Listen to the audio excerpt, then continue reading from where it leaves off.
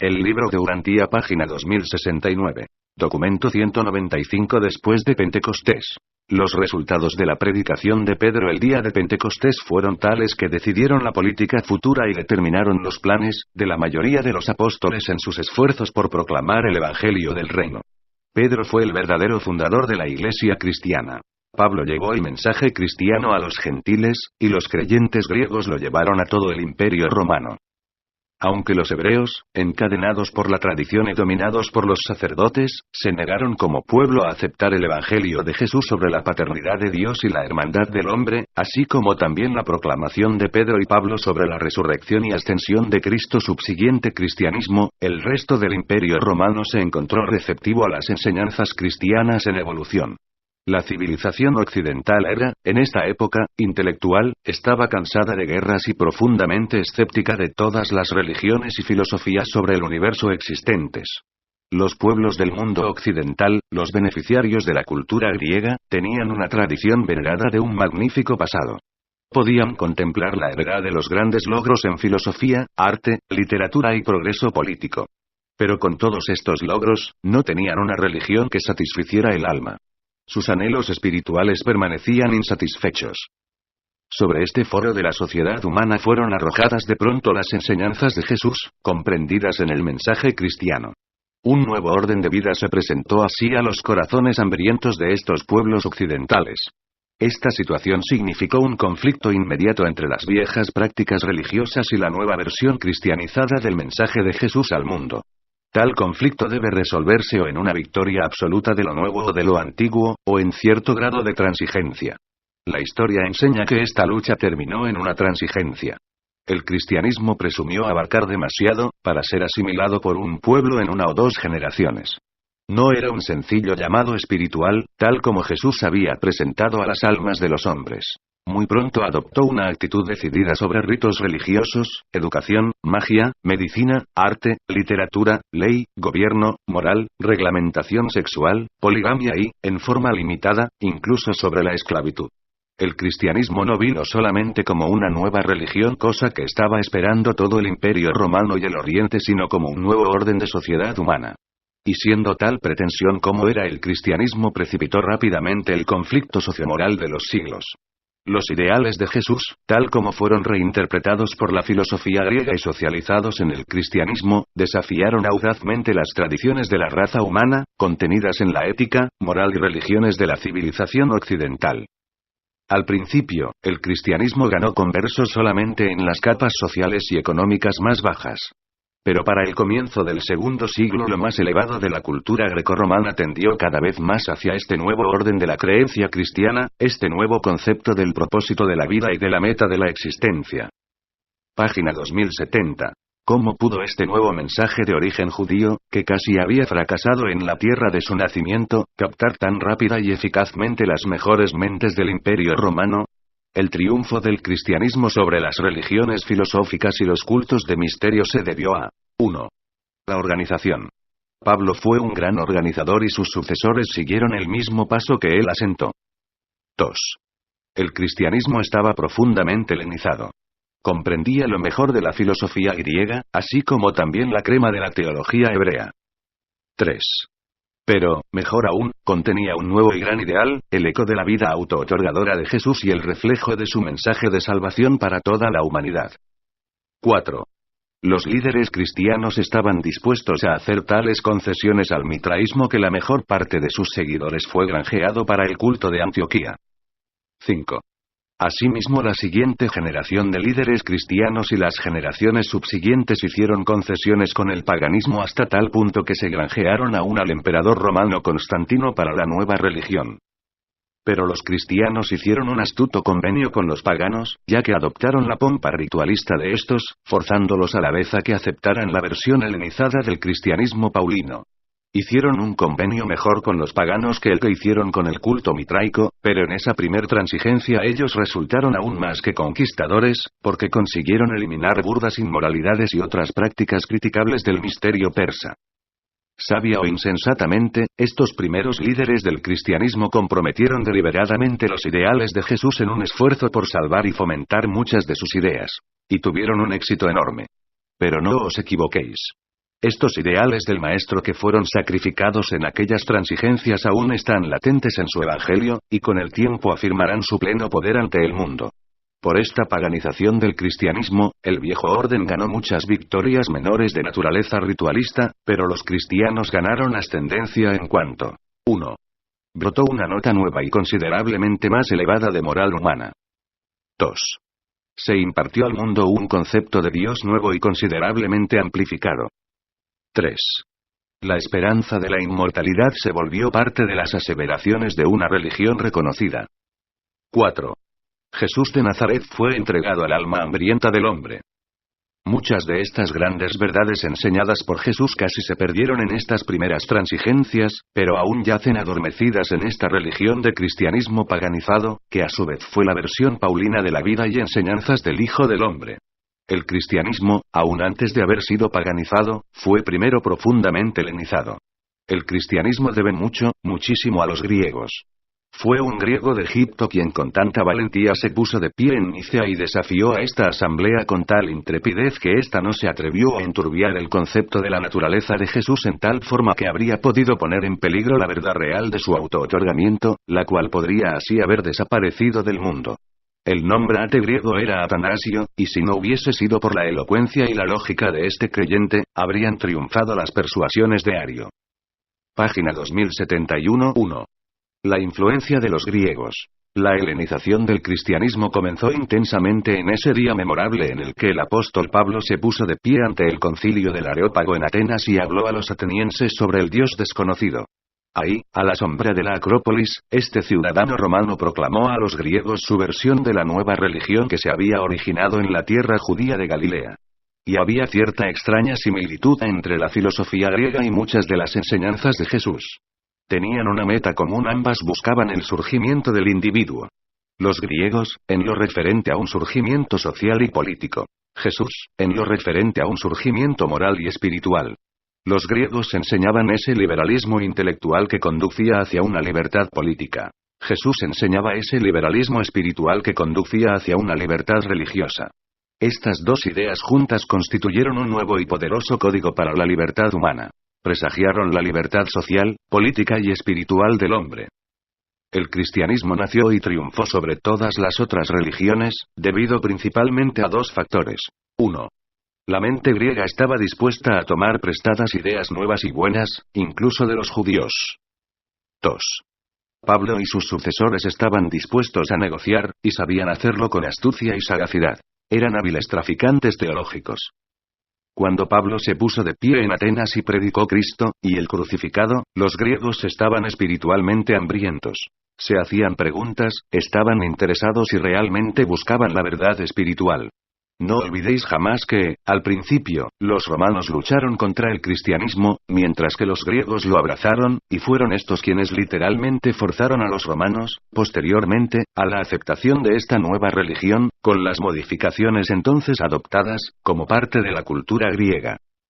Los griegos veneraban la belleza, los judíos, la santidad. Pero ambos pueblos amaban la verdad. Durante siglos los griegos habían pensado seriamente y debatido con sinceridad sobre todos los problemas humanos, sociales, económicos, políticos y filosóficos con excepción de la religión. Pocos entre los griegos se habían ocupado de la religión con profundidad.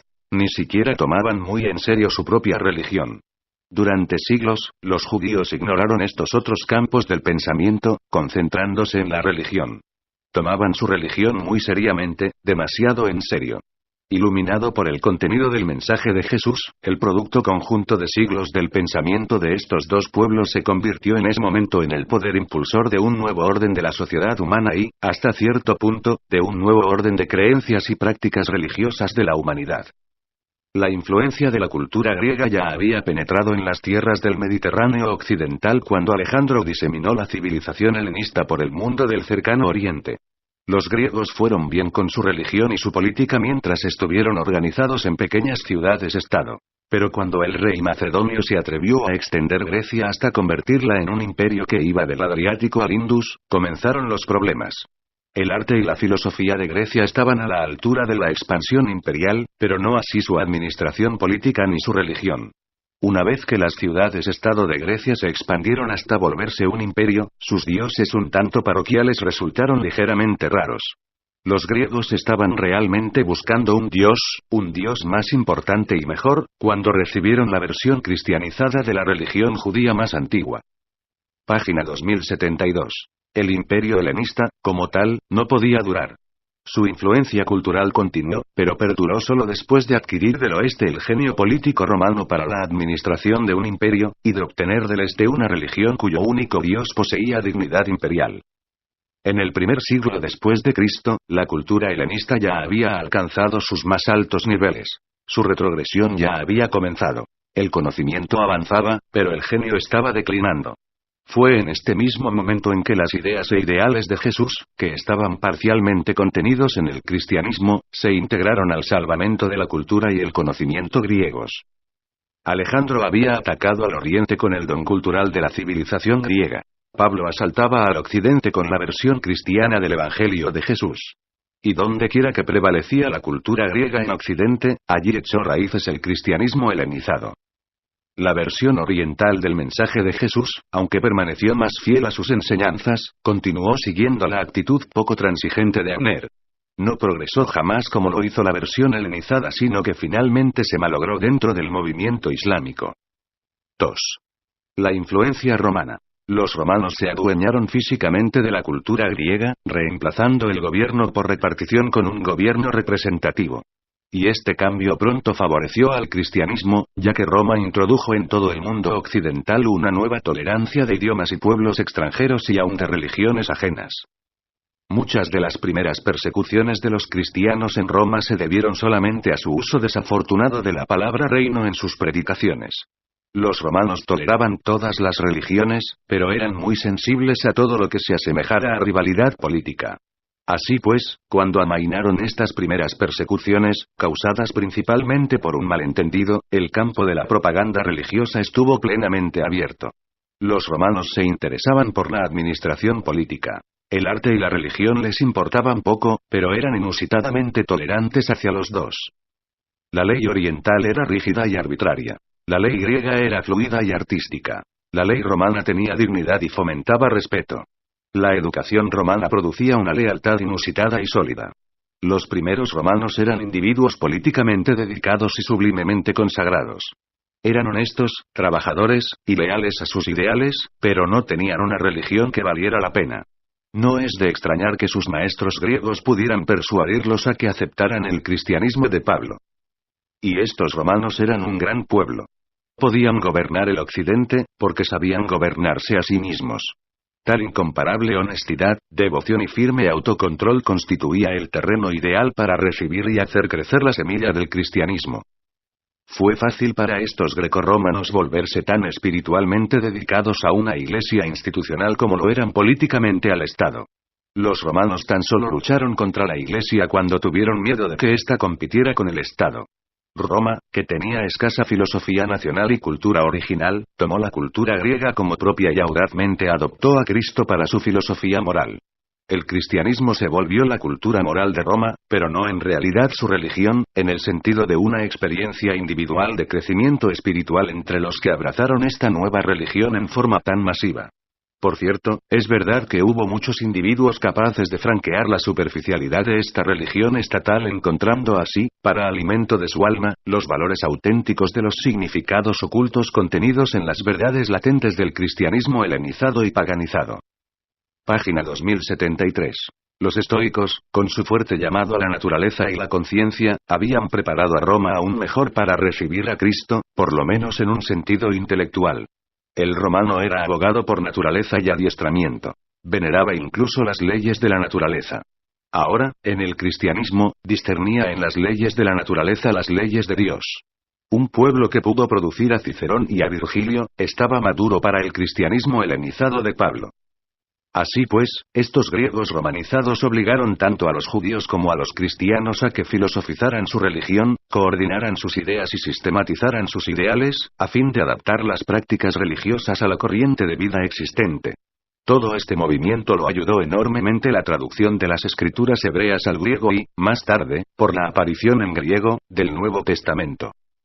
Los griegos, contrariamente a los judíos y muchos otros pueblos, habían por largo tiempo creído provisionalmente en la inmortalidad, en alguna clase de sobrevivencia después de la muerte, y puesto que este concepto era el corazón mismo de las enseñanzas de Jesús, el cristianismo indudablemente ejerció un fuerte atractivo sobre ellos.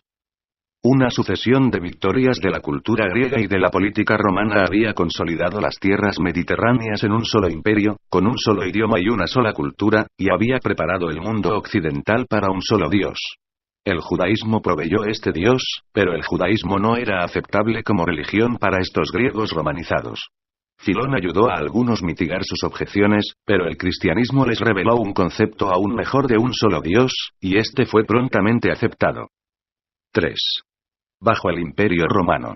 Después de la consolidación del gobierno político romano y tras la diseminación del cristianismo, los cristianos se encontraron con un Dios único, un gran concepto religioso, pero sin imperio. Los greco-romanos a su vez se encontraron con un gran imperio, pero sin tener un Dios adecuado como concepto religioso para el culto imperial y la unificación espiritual. Los cristianos aceptaron el imperio. El imperio adoptó el cristianismo. Los romanos aportaron unidad de gobierno político. Los griegos, unidad de cultura y conocimiento. El cristianismo, unidad de pensamiento y prácticas religiosas. Roma se sobrepuso a la tradición nacionalista a través del universalismo imperial y fue posible por primera vez en la historia que diversas razas y naciones, por lo menos nominalmente, aceptaran una sola religión. El cristianismo fue favorecido en Roma en la época de grandes debates entre las vigorosas enseñanzas de los estoicos y las promesas de salvación de los cultos de misterio.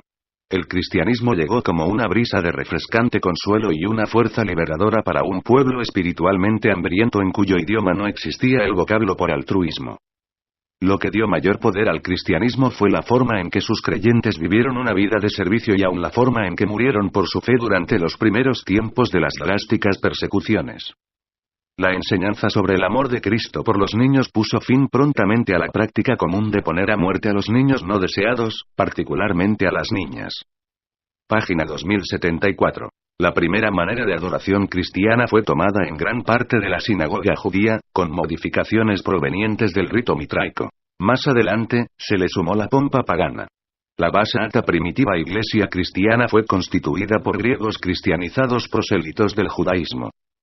El segundo siglo después de Cristo, fue el mejor período en toda la historia mundial para que progresara una buena religión en el mundo occidental. Durante el primer siglo el cristianismo se preparó, luchando y transigiendo para arraigarse y difundirse rápidamente. El cristianismo adoptó al emperador. Más tarde, este adoptó el cristianismo. Esta fue una gran época para la difusión de una nueva religión. Había libertad religiosa. Se habían generalizado los viajes, y existía el libre pensamiento. El ímpetu espiritual de aceptar nominalmente el cristianismo helenizado llegó a Roma demasiado tarde para prevenir la declinación moral ya bien empezada, o para compensar la degeneración racial ya bien establecida y empeorando. Esta nueva religión era una necesidad cultural para la Roma imperial, pero desafortunadamente no llegó a ser un medio de salvación espiritual en un sentido más amplio. Ni siquiera una buena religión podía salvar a un gran imperio de los resultados inevitables de la falta de participación individual en los asuntos del gobierno, del excesivo paternalismo, del exceso de impuestos y los graves abusos en su recolección, de una balanza comercial no equilibrada con el levante drenando el oro, de la locura por la diversión, de la estandardización romana, de la degradación de la mujer, de la esclavitud y la decadencia racial, de las pestes, y de una iglesia estatal que se volvió institucionalizada hasta llegar casi a la esterilidad espiritual.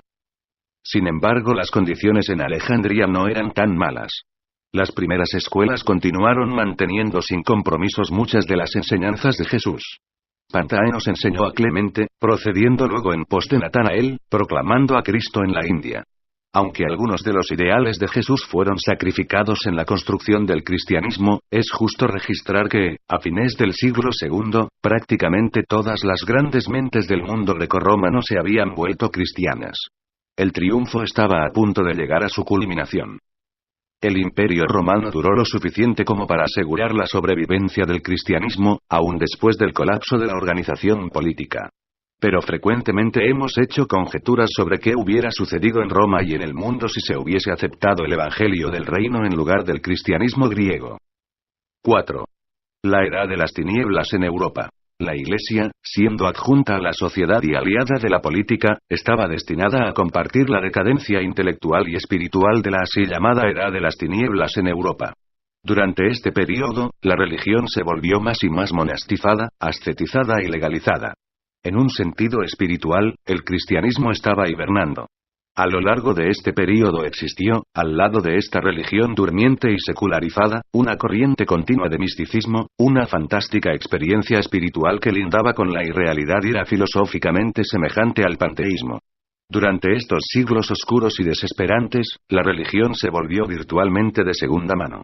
El individuo se perdió casi completamente dentro de la autoridad, tradición y dictadura sobrecogedoras de la Iglesia. Una nueva amenaza espiritual surgió con la creación de una pléyade de santos que se suponía tenían una influencia especial en las cortes divinas y que, por consiguiente, si el suplicante se les dirigía en forma eficaz, podían interceder ante los dioses en nombre del hombre. Página 2075. Pero el cristianismo estaba suficientemente socializado y paganizado como para que, aunque estuvo impotente a impedir el advenimiento de la Edad de las Tinieblas, se encontrara mejor preparado para sobrevivir este largo período de tiniebla moral y estancamiento espiritual. Logró perdurar a través de la larga noche de la civilización occidental y aún estaba funcionando como influencia moral en el mundo cuando hizo su aparición el Renacimiento. La rehabilitación del cristianismo, tras el paso de la época del oscurantismo, resultó en la aparición de numerosas sectas de enseñanzas cristianas, cuyas creencias fueron adaptadas para ciertos tipos intelectuales, emocionales y espirituales de la personalidad humana.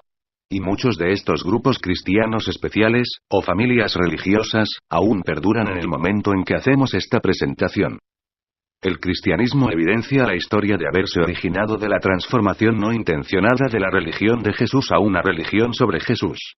Además, su historia demuestra que experimentó helenización, paganización, secularización, institucionalización, deterioro intelectual, decadencia espiritual, hibernación moral, amenaza de extinción y un rejuvenecimiento posterior, fragmentación y rehabilitación relativa más reciente.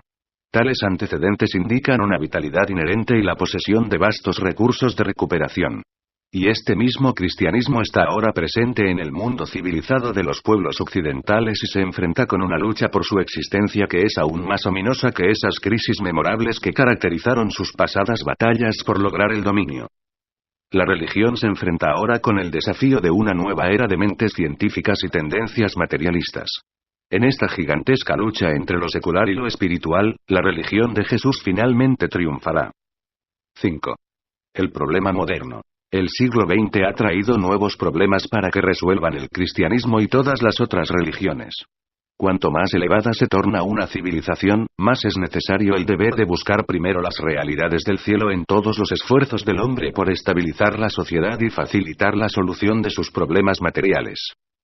La verdad se vuelve muchas veces confusa y aún engañosa cuando se la fragmenta, segrega, aísla y analiza demasiado. La verdad viva enseña el camino recto al buscador de la verdad solo cuando es abrazada en su totalidad y como una realidad espiritual viva, no como un hecho de la ciencia material ni como una inspiración del arte interpuesto. La religión es la revelación al hombre de su destino divino y eterno. La religión es una experiencia puramente personal y espiritual y debe por siempre ser distinta de las demás formas elevadas del pensamiento del hombre, tales como 1. La actitud lógica del hombre hacia las cosas de la realidad material. 2. La apreciación estética del hombre de la belleza en contraste con la fealdad. 3. El reconocimiento ético del hombre de las obligaciones sociales y del deber político. 4. Incluso el sentido de la moral humana de cada hombre no es, en sí y por sí mismo, religioso. La religión funciona para encontrar en el universo aquellos valores que estimulan la fe, la confianza y la certeza. La religión culmina en la adoración. La religión descubre para el alma aquellos valores supremos que contrastan con los valores relativos descubiertos por la mente. Tal visión sobrehumana tan solo se puede obtener mediante una genuina experiencia religiosa. Un sistema social duradero sin una moral predicada sobre las realidades espirituales no puede perdurar puesto que equivaldría a pensar en el sistema solar sin gravedad. Página 2076. No tratéis de satisfacer la curiosidad ni de gratificar los anhelos latentes de aventura que surgen del alma en una corta vida en la carne. Sed pacientes. No caigáis en la tentación de zambulliros en una aventura barata y sórdida, sin ley. Controlad vuestras energías y frenad vuestras pasiones. Tranquilizaos mientras aguardáis el despliegue majestuoso de una carrera sin fin de aventura progresiva y descubrimiento emocionante. En la confusión sobre los orígenes del hombre, no perdáis de vista su destino eterno. No olvidéis que Jesús amó aún a los pequeños, y que por siempre aclaró el gran valor de la personalidad humana. Al observar al mundo, recordad que las manchas negras del mal que veis se muestran contra un fondo blanco de bondad final. No veréis simples manchas blancas de bondad que se destacan contra un fondo negro de maldad. Si hay tanta buena verdad para publicar y proclamar, ¿por qué deben los hombres ocuparse tanto del mal en el mundo, solo porque parece ser un hecho? La belleza de los valores espirituales de la verdad es más placentera e inspiradora que este fenómeno del mal. En la religión, Jesús abogó por el método de la experiencia, y lo aplicó, así como la ciencia moderna utiliza la técnica de la experimentación. Encontramos a Dios mediante la guía de la visión espiritual, pero nos acercamos a esta visión del alma mediante el amor por la belleza, la búsqueda de la verdad, la lealtad al deber, y la adoración de la bondad divina. Pero de todos estos valores, el amor es la guía auténtica de la verdadera visión espiritual. 6. El materialismo. Los científicos han precipitado a la humanidad, sin intención, en un pánico materialista. Han desencadenado sin quererlo un pánico bancario en el banco moral de las edades, pero este banco de experiencia humana tiene vastos recursos espirituales. Puede aguantar las demandas que se le hagan. Solo los hombres irreflexivos llegan al pánico sobre los recursos espirituales de la raza humana. Cuando se acabe el pánico materialista y secular, la religión de Jesús no estará en la bancarrota. El banco espiritual del reino del cielo pagará con fe, esperanza y certeza moral a todos los que pidan sus bienes en su nombre. Sea cual fuere el conflicto aparente entre el materialismo y las enseñanzas de Jesús, podéis estar seguros de que en las eras por venir, las enseñanzas del Maestro triunfarán plenamente. En realidad, la verdadera religión no puede entrar en controversia con la ciencia. De ninguna manera le conciernen las cosas materiales. La religión sencillamente es indiferente, aunque simpatizante, a la ciencia. En cambio, se preocupa supremamente por el científico. La búsqueda del mero conocimiento, sin la interpretación concomitante de la sabiduría y la visión espiritual de la experiencia religiosa, finalmente lleva al pesimismo y a la desesperanza humana. Un conocimiento limitado es verdaderamente desconcertante. En el momento de la escritura de este documento, ya ha pasado lo peor de la era materialista. Ya se asoma una era de mejor comprensión. Las mentes más elevadas del mundo científico ya no son totalmente materialistas en su filosofía, pero la gente común y corriente aún se inclina en esa dirección como resultado de enseñanzas anteriores. Pero esta era de realismo físico es tan solo un episodio pasajero de la vida del hombre en la Tierra. La ciencia moderna no ha tocado a la verdadera religión las enseñanzas de Jesús tal como se traducen en la vida de sus creyentes. Todo lo que la ciencia ha hecho es destruir las ilusiones infantiles de las interpretaciones erróneas de la vida. Página 2077.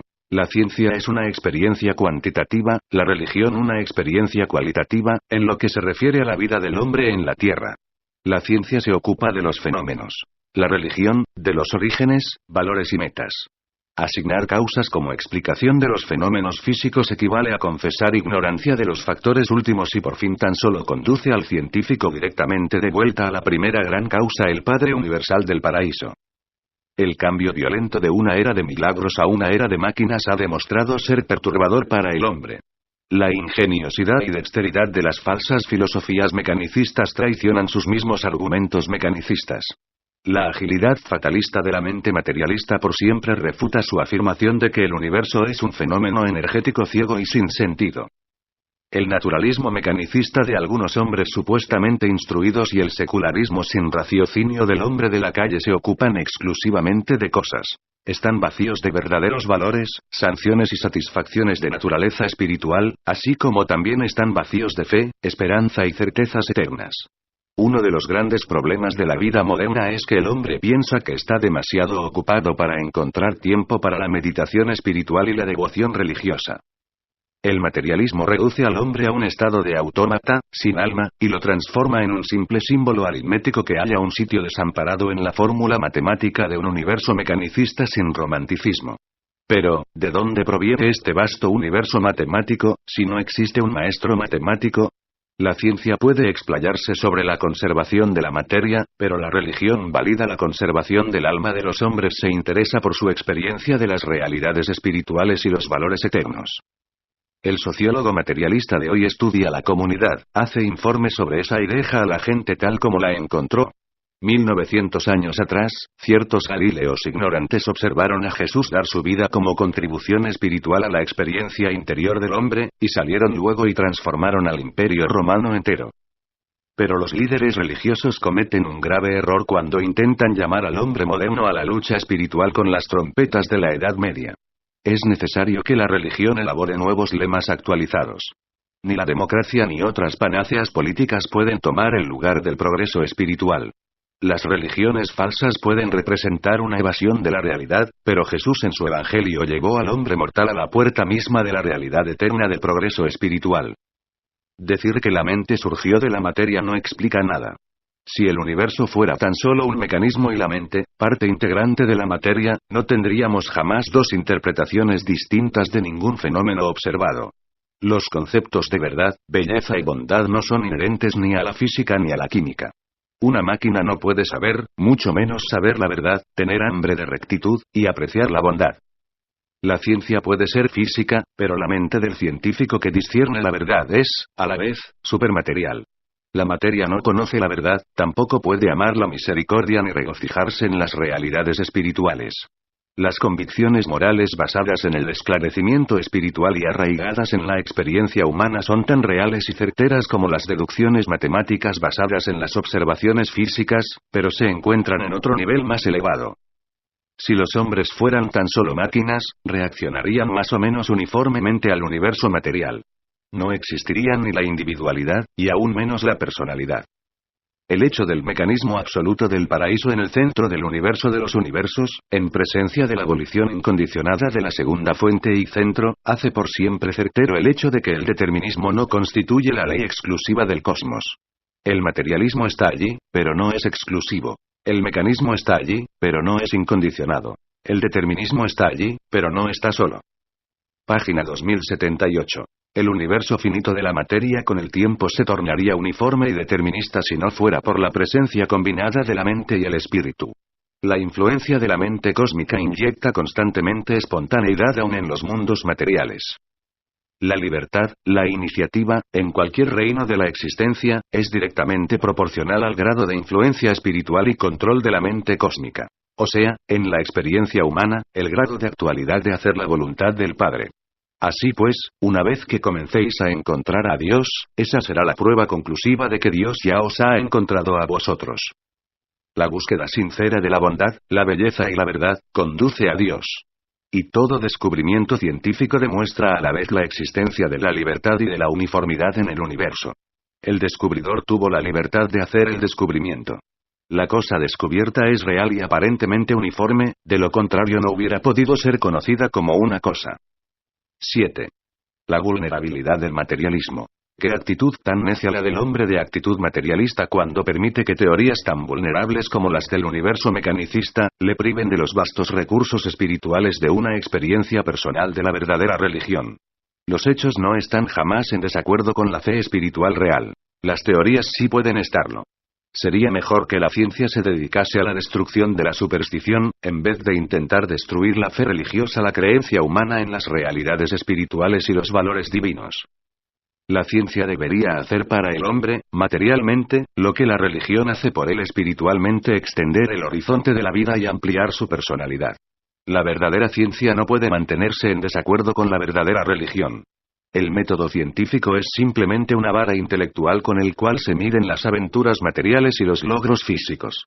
Pero, como es material y totalmente intelectual, es completamente inútil en la evaluación de las realidades espirituales y de las experiencias religiosas.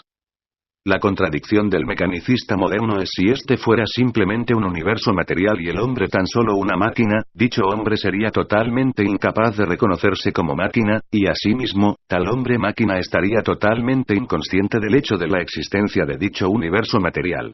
El desmayo y la desesperación materialista de una ciencia mecanicista no han llegado a reconocer el hecho de la mente del científico, morada por el espíritu, cuya visión supermaterial misma formula estos conceptos erróneos y autocontradictorios de un universo materialista. Los valores paradisíacos de eternidad e infinidad, de verdad, belleza y bondad, se ocultan en los hechos de los fenómenos de los universos del tiempo y del espacio. Pero se requiere el ojo de la fe en el mortal nacido del espíritu para detectar y discernir estos valores espirituales. Las realidades y valores del progreso espiritual no son una proyección psicológica, un simple ensueño glorificado de la mente material. Estas cosas son los pronósticos espirituales del ajustador residente, el Espíritu de Dios que vive en la mente del hombre. No permitáis que vuestra vaga percepción de los descubrimientos inciertos de la relatividad afecten vuestra concepción de la eternidad e infinidad de Dios. Y en todas vuestras solicitudes relativas a la necesidad de autoexpresión, no cometáis el error de ignorar la necesidad de la expresión del ajustador, la manifestación de vuestro yo real y mejor. Página 2079. Si fuera este tan solo un universo material, el hombre material jamás sería capaz de llegar al concepto del carácter mecanicista de tal existencia exclusivamente material. Este concepto mecanicista mismo del universo es, en sí mismo, un fenómeno no material de la mente, y toda mente es de origen no material, no importa cuán profundamente aparece estar condicionada materialmente y controlada mecanísticamente. El mecanismo mental del hombre mortal, parcialmente evolucionado, no está dotado de gran lógica ni sabiduría. La vanidad del hombre sobrecoge a menudo su razón y elude su lógica. El pesimismo del materialista más pesimista es, en sí mismo, prueba suficiente de que el universo del pesimista no es totalmente material. Tanto el optimismo como el pesimismo son reacciones conceptuales en una mente consciente de los valores así como de los hechos. Si el universo fuera realmente lo que el materialista lo considera ser, el hombre, como máquina humana, estaría vacío de todo reconocimiento consciente de ese mismo hecho. Sin la conciencia del concepto de los valores, dentro de la mente nacida del espíritu, el hecho del materialismo del universo y los fenómenos mecanicistas de la operación del universo no podrían, en lo más mínimo, ser reconocidos por el hombre. Una máquina no puede tener conciencia, ni de la naturaleza ni del valor de otra máquina. Una filosofía mecanicista de la vida y del universo no puede ser científica, porque la ciencia tan solo reconoce y trata la materia y los hechos. La filosofía es, inevitablemente, supercientífica. El hombre es un hecho material de la naturaleza, pero su vida es un fenómeno que trasciende los niveles materiales de la naturaleza, porque exhibe los atributos de control de la mente y las cualidades creadoras del espíritu. El esfuerzo sincero del hombre por volverse un mecanicista representa el fenómeno trágico del fútil esfuerzo de ese hombre por cometer un suicidio intelectual y moral. Pero no consigue hacerlo. Si el universo fuera tan solo material y el hombre una máquina, no habría ciencia para instigar al científico a que postule esta mecanización del universo. Las máquinas no pueden medir, clasificar ni evaluarse a sí mismas. Semejante acción científica tan solo puede ser ejecutada por una entidad de estado supermáquina. Si la realidad del universo fuese tan solo una vasta máquina, entonces el hombre tendría que estar fuera del universo y separado de él para poder reconocer semejante hecho y tener conciencia de la visión que se oculta en tal evaluación. Si el hombre fuese tan solo una máquina, ¿mediante qué técnica llega este hombre a creer o declarar que sabe que él es tan solo una máquina? La experiencia de la evaluación autoconsciente del yo no es nunca el atributo de una mera máquina. Un mecanicista autoconsciente y dedicado es la mejor respuesta posible al mecanicismo. Si el materialismo fuera un hecho, no podría haber mecanicistas autoconscientes. También es verdad que hace falta ser una persona moral para poder realizar acciones inmorales. El concepto mismo del materialismo implica una conciencia supermaterial de la mente que presume afirmar tales dogmas. Un mecanismo puede deteriorarse, pero jamás puede progresar. Las máquinas no piensan, no crean, no sueñan, no aspiran, no idealizan, no tienen hambre de verdad, ni sed de rectitud. No motivan su vida con la pasión de servir a otras máquinas ni de elegir como fin de una progresión eterna la tarea sublime de encontrar a Dios y de tratar de ser como Él. Las máquinas no son nunca intelectuales, emocionales, estéticas, éticas, morales ni espirituales. El arte prueba que el hombre no es mecanicista, pero no prueba que es espiritualmente inmortal. El arte es morontia mortal, el campo intermedio entre el hombre material y el hombre espiritual. La poesía es el esfuerzo de huir de las realidades materiales a los valores espirituales. Página 2080. En una civilización elevada, el arte humaniza la ciencia, siendo espiritualizada a su vez por la verdadera religión la visión de los valores eternos y espirituales. El arte representa una evaluación espacio-temporal de la realidad. La religión es el abrazo divino de los valores cósmicos y connota una progresión eterna en la ascensión y expansión espirituales. El arte temporal es peligroso solo cuando se enceguece ante las normas espirituales de los modelos originales divinos que la eternidad refleja como sombras temporales de la realidad. El verdadero arte es la manipulación efectiva de las cosas materiales de la vida. La religión es la transformación ennoblecedora de los hechos materiales de la vida, y no cesa jamás en su evaluación espiritual del arte. Qué necio es presumir que un autómata pueda concebir la filosofía del automatismo, y qué ridículo que presuma formar tal concepto relativo a otros autómatas semejantes. Toda interpretación científica del universo material es inútil a menos que provea al científico de su debido reconocimiento. Ninguna apreciación del arte es genuina a menos que acuerde reconocimiento al artista. Ninguna evaluación de la moral es válida, a menos que incluya al moralista. Ningún reconocimiento de la filosofía es edificante si ignora al filósofo, y la religión no puede existir sin la experiencia real del religioso que, en esta misma experiencia y por la misma, trata de encontrar a Dios y de conocerlo. Asimismo, el universo de los universos no tiene significado aparte del yo soy, el infinito Dios que lo hizo e incesantemente lo dirige.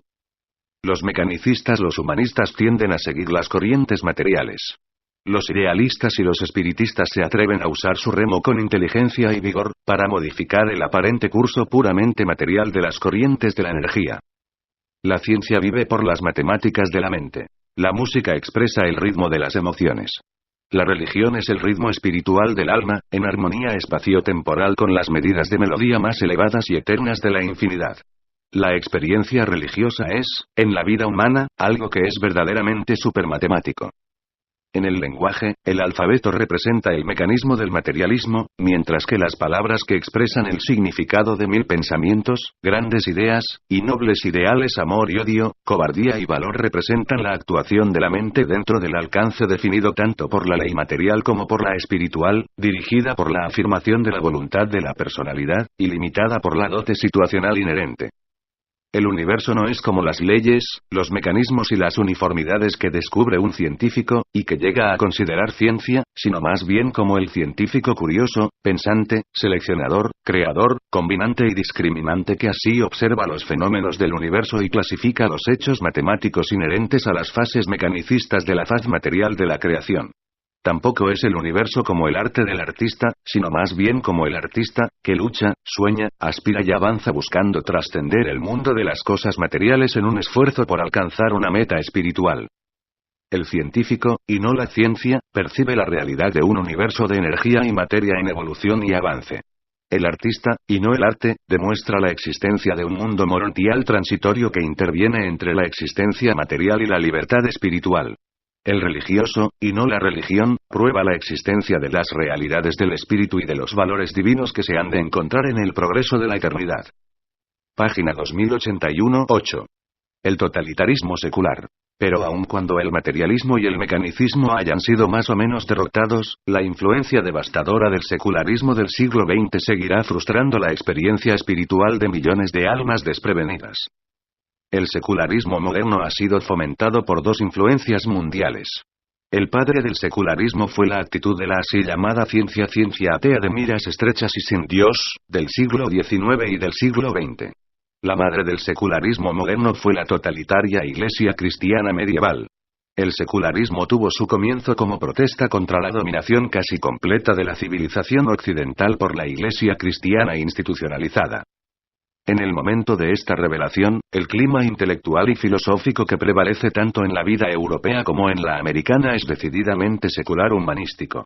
Por 300 años, el pensamiento occidental se ha ido secularizando progresivamente. La religión se ha vuelto más y más una influencia nominal, en su mayor parte un ejercicio ritualista. La mayoría de los cristianos profesos de la civilización occidental son, en realidad, secularistas inconscientes. Se requirió un gran poder, una influencia poderosa, para liberar el pensar y el vivir de los pueblos occidentales de la garra destructora de una totalitaria dominación eclesiástica. El secularismo rompió las cadenas del control de la Iglesia, y ahora, a su vez, amenaza con establecer un nuevo dominio ateo en el corazón y la mente del hombre moderno. El Estado político tiránico y dictatorial es la herencia directa del materialismo científico y del secularismo filosófico. El secularismo no bien libera al hombre de la dominación de la Iglesia institucionalizada cuando lo vende al vínculo esclavizante del Estado totalitario.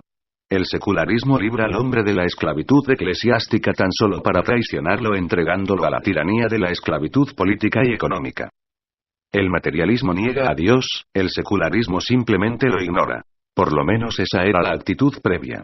Más recientemente, el secularismo ha tomado una actitud más militante, teniendo la presunción de tomar el lugar de la religión cuya esclavitud totalitaria anteriormente combatía.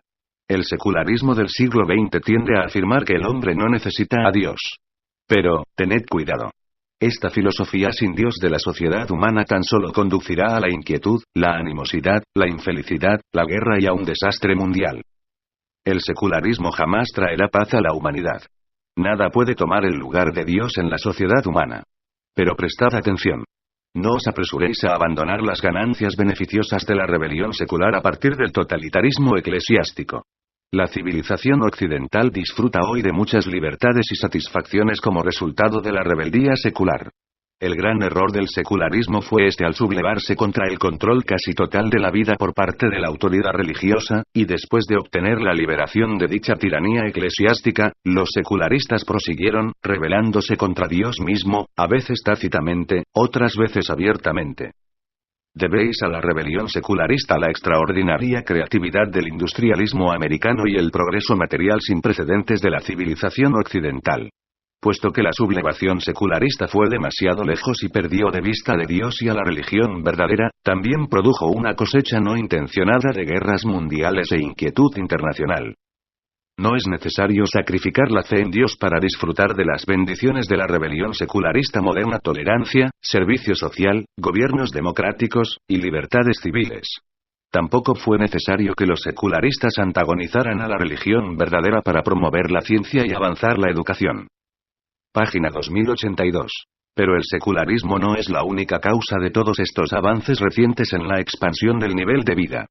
Detrás de las ganancias del siglo XX están, no solamente la ciencia y el secularismo, sino también los efectos espirituales no reconocidos y no conocidos de la vida y las enseñanzas de Jesús de Nazaret. Sin Dios, sin religión, el secularismo científico no puede coordinar nunca sus fuerzas, armonizar sus intereses, razas, y nacionalismos divergentes y rivales. Esta sociedad humana secularista, a pesar de sus logros materialistas sin paralelo, se está desintegrando paulatinamente. La fuerza principal de cohesión que se resiste a esta desintegración del antagonismo es el nacionalismo. Y el nacionalismo es a la vez la principal barrera a la paz mundial.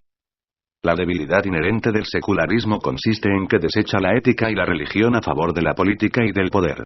No se puede establecer la hermandad de los hombres si se ignora o niega la paternidad de Dios.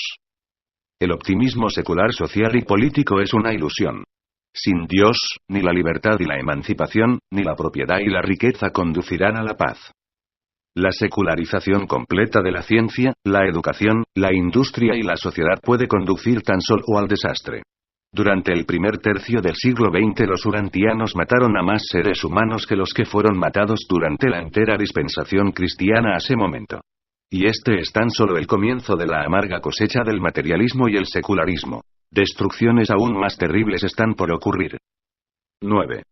El problema del cristianismo. No descuides el valor de vuestra heredad espiritual, el río de verdad que fluye por los siglos, aún hasta los tiempos estériles de una era materialista y secular.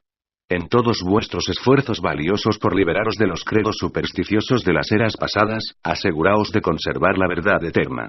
Pero, sed pacientes. Cuando haya pasado la actual rebelión contra la superstición, las verdades del Evangelio de Jesús persistirán gloriosamente para iluminar un camino nuevo y mejor. Pero el cristianismo paganizado y socializado necesita un nuevo contacto con las enseñanzas no transigidas de Jesús. Languidece por falta de una nueva visión de la vida del Maestro en la tierra. Una nueva y más plena revelación de la religión de Jesús está destinada a conquistar el imperio del secularismo materialista y a derrocar la influencia mundial del naturalismo mecanicista. En este momento, Urantia se tambalea en el borde mismo de una de las épocas más sorprendentes y cautivantes de reajuste social, aceleración moral y esclarecimiento espiritual. Las enseñanzas de Jesús, aunque grandemente modificadas, sobrevivieron a los cultos de misterio en el tiempo de su nacimiento, a la ignorancia y la superstición de la edad de las tinieblas, y aún ahora están triunfando poco a poco sobre el materialismo, el mecanicismo y el secularismo del siglo XX. Y estas eras de grandes pruebas y peligro de derrotas siempre son eras de grandes revelaciones. La religión necesita nuevos líderes, hombres y mujeres espirituales que se atrevan a depender solamente de Jesús y de sus enseñanzas incomparables. Si el cristianismo persiste en desatender su misión espiritual, mientras sigue ocupándose de los problemas sociales y materiales, el renacimiento espiritual deberá esperar el advenimiento de estos nuevos maestros de la religión de Jesús, que se dedicarán exclusivamente a la regeneración espiritual de los hombres. Entonces, estas almas nacidas del Espíritu proveerán rápidamente el liderazgo y la inspiración que se requieren para una reorganización social, moral, económica y política del mundo. Página 2083. La era moderna se negará a aceptar una religión que no esté de acuerdo con los hechos y que no se armonice con los conceptos más elevados de verdad, belleza y bondad. Está llegando la hora del redescubrimiento de los verdaderos y originales cimientos del distorsionado y comprometido cristianismo de hoy, la verdadera vida y enseñanzas de Jesús.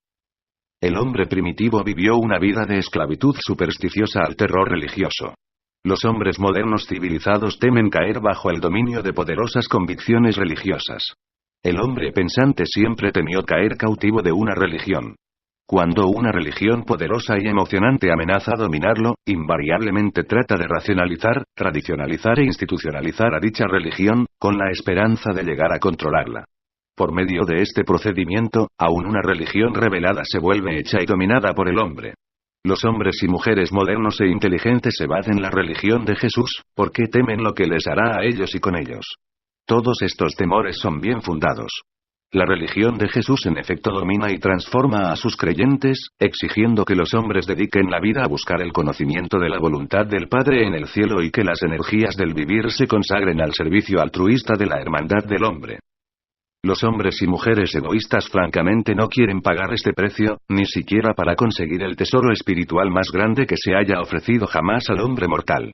Solo cuando el hombre se haya desilusionado suficientemente de las congojas y desencantos que acompañan a la búsqueda necia y engañosa del egoísmo, y haya posteriormente descubierto la esterilidad de la religión formalizada, estará dispuesto a volverse de todo corazón hacia el Evangelio del Reino, la religión de Jesús el Nazareno.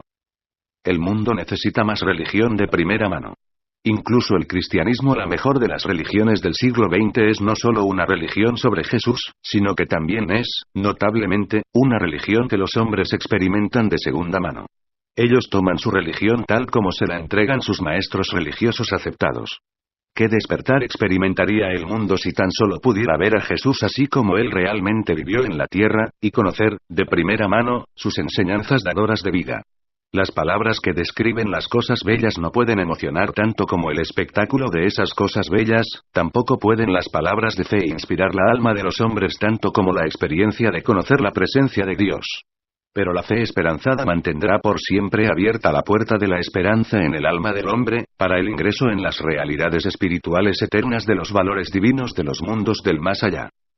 El cristianismo se atrevió a disminuir sus ideales ante el desafío de la avidez humana, la locura de la guerra y el deseo de poderío. Pero la religión de Jesús permanece en el lugar del llamado espiritual inmaculado y trascendente que evoca a lo mejor que hay en el hombre, para que éste se eleve por encima de todas estas herencias de evolución animal y, por la gracia, alcance las alturas morales del verdadero destino humano. El cristianismo está amenazado con una muerte lenta a manos del formalismo, la organización excesiva, el intelectualismo y otras tendencias no espirituales. La Iglesia cristiana moderna no es esa hermandad de creyentes dinámicos que Jesús comisionó para que continuamente realizaran la transformación espiritual de las generaciones sucesivas de la humanidad. El así llamado cristianismo se ha vuelto un movimiento social y cultural así como también una creencia y práctica religiosa. La corriente del cristianismo moderno drena muchos antiguos pantanos paganos y muchas ciénagas bárbaras. Muchos antiguos arroyos culturales vierten sus aguas en su río cultural de hoy, así como también los manantiales de las altas mesetas galileas que supuestamente son su fuente exclusiva. Página 2084, 10. El futuro. El cristianismo rindió indudablemente un gran servicio a este mundo, pero a quien más se necesita ahora es a Jesús. El mundo necesita ver a Jesús vivir nuevamente en la tierra, en la experiencia de los mortales nacidos del Espíritu que efectivamente revelen el Maestro a todos los hombres. Es fútil hablar de un renacimiento del cristianismo primitivo. Debéis seguir hacia adelante desde donde os encontráis. La cultura moderna debe volverse espiritualmente bautizada con una nueva revelación de la vida de Jesús e iluminada con una nueva comprensión de su evangelio de salvación eterna. Y cuando Jesús así se eleve, Él atraerá a todos los hombres hacia Él. Los discípulos de Jesús deberían ser más que conquistadores, aún fuentes colmadas de inspiración y de un vivir elevado para todos los hombres. La religión es tan solo un humanismo exaltado, hasta que se la haga divina mediante el descubrimiento de la realidad de la presencia de Dios en la experiencia personal. La belleza y la sublimidad, la humanidad y la divinidad, la sencillez y la singularidad de la vida de Jesús en la tierra presentan un cuadro tan impresionante y atractivo de la salvación del hombre y de la revelación de Dios, que los teólogos y filósofos de todos los tiempos deberían reprimir el atrevimiento de formular credos o crear sistemas teológicos de esclavitud espiritual a partir de tal auto-otorgamiento trascendental de Dios en la forma del hombre. Con Jesús el universo produjo un hombre mortal en quien el espíritu del amor triunfó sobre las desventajas materiales del tiempo y trascendió el hecho del origen físico. Recordad siempre, Dios y los hombres se necesitan mutuamente. Son mutuamente necesarios para el alcance pleno y final de la experiencia de la personalidad eterna en el destino divino de la finalidad universal. El reino de Dios está dentro de vosotros fue probablemente la declaración más magnífica que Jesús hiciera jamás, después de la afirmación de que su Padre es un espíritu vivo y amante. Al ganar almas para el Maestro, no es la primera milla de compulsión, deber o convención la que transformará al hombre y a este mundo, sino más bien la segunda milla de servicio libre y devoción amante de la libertad, que corresponde a los jesuísticos que salen para captar a su hermano en amor y guiarlo espiritualmente hacia el fin más alto y divino de la existencia mortal. El cristianismo aún ahora recorre voluntariosamente la primera milla, pero la humanidad languidece y tropieza en las tinieblas morales porque hay tan pocos corredores genuinos para la segunda milla, tan pocos seguidores profesos de Jesús que realmente viven y aman así como Él enseñó a sus discípulos a vivir, amar y servir. El llamado a la aventura de construir una sociedad humana nueva y transformada por medio del renacimiento espiritual de la hermandad jesuística del reino debería causar emoción a todos los que creen en él como nunca han estado emocionados los hombres, desde los días en que caminaban por la tierra como sus compañeros en la carne. Ningún sistema social ni régimen político que niegue la realidad de Dios puede contribuir en forma constructiva y duradera al avance de la civilización humana. Pero el cristianismo, así como está subdividido y secularizado en el día de hoy, representa el mayor obstáculo para su propio avance ulterior. Especialmente, esto es verdad en el Oriente. Página 2085. El eclesiasticismo es por siempre incompatible con la fe viva, con el espíritu en crecimiento, y con la experiencia directa de los socios de Jesús en la fe, dentro de la hermandad del hombre en la asociación espiritual del reino del cielo. El laudable deseo de preservar las tradiciones del logro pasado conduce a menudo a que se defiendan sistemas de adoración obsoletos. El deseo bien intencionado de fomentar antiguos sistemas de pensamiento, impide eficazmente el patrocinio para crear medios y métodos nuevos y adecuados, para satisfacer los anhelos espirituales de las mentes en expansión y en avance del hombre moderno. Asimismo, las iglesias cristianas del siglo XX son enormes obstáculos, pero totalmente inconscientes, al avance inmediato del verdadero evangelio, las enseñanzas de Jesús de Nazaret. Muchas personas sinceras que ofrecerían con regocijo su lealtad al Cristo del Evangelio, encuentran difícil apoyar con entusiasmo una iglesia que exhibe tan poco del espíritu de su vida y enseñanzas, y que erróneamente se considera fundada por él. Jesús no fundó la así llamada iglesia cristiana, pero ha fomentado en toda forma acorde con su naturaleza, dicha iglesia como el mejor exponente existente de su obra de vida en la tierra. Si la iglesia cristiana se atreviese a abrazar el programa del Maestro, miles de jóvenes aparentemente indiferentes correrían a ingresar en dicha empresa espiritual, y no titubearían en recorrer todo el camino de esta gran aventura. El cristianismo se enfrenta con el peligro mismo expresado en uno de sus lemas. Una casa dividida contra sí misma no perdurará. El mundo no cristiano no capitulará ante una cristiandad dividida en sectas. El Jesús vivo es la única esperanza de una posible unificación del cristianismo. La verdadera Iglesia, la hermandad jesuística, es invisible, espiritual, y está caracterizada por la unidad, no necesariamente por la uniformidad. La uniformidad es la característica del mundo físico de naturaleza mecanicista. La unidad espiritual es el fruto de la unión de la fe con el Jesús vivo. Ahora, la Iglesia visible debería negarse a seguir dificultando el progreso de la hermandad invisible y espiritual del reino de Dios. Y esta hermandad está destinada a tornarse en un organismo vivo, en contraste con una organización social institucionalizada. Bien podría utilizar estas organizaciones sociales, pero no puede ser suplantada por ellas. Pero el cristianismo, aún en el siglo XX, no debe despreciarse.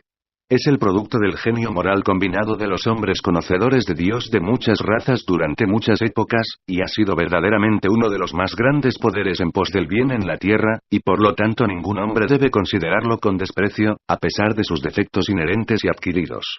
El cristianismo sigue tratando de llegar a la mente de los hombres reflexivos con fuertes emociones morales. Pero el comprometimiento de la Iglesia en el comercio y en la política no tiene excusa. Estas alianzas profanas son una traición flagrante al Maestro. Y los verdaderos amantes de la verdad mucho tardarán en olvidar que esta poderosa Iglesia institucionalizada frecuentemente se atrevió a sofocar una fe recién nacida, persiguiendo a los que llevaban la verdad si por azar aparecían envueltos en atavíos no ortodoxos. También es muy cierto que esta Iglesia no habría sobrevivido a menos que hubiese habido hombres en el mundo que preferían este estilo de culto. Muchas almas espiritualmente indolentes anhelan una religión antigua y autoritaria de rituales y tradiciones consagradas.